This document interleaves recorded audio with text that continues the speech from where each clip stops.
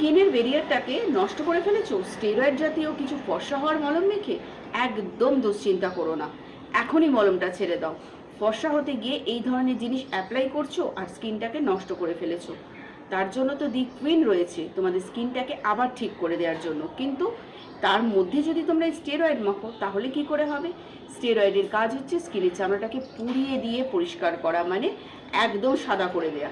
আর তারপরেই যখন চামড়া পাতলা হয়ে যাবে বিভিন্ন রকমের ক্ষতিকারক অনেক কিছু কিন্তু মানে বিভিন্ন রকমের ডিজিজ কিন্তু তোমাদের হবে। যাই হোক, অ্যাপ্লাই করেছো, ভুল করেছো, সবই বুঝলাম, কিন্তু এখন আর করো না সেই ভুলটা। আমাদের হাত ধরে ন্যাচারাল কেয়ার করো। দি কুইনের এই কম্বোটা ইউজ করো, ক্লিনজার, ভীষণ ন্যাচারাল, সালফেট ফ্রি, উইলোবারকে।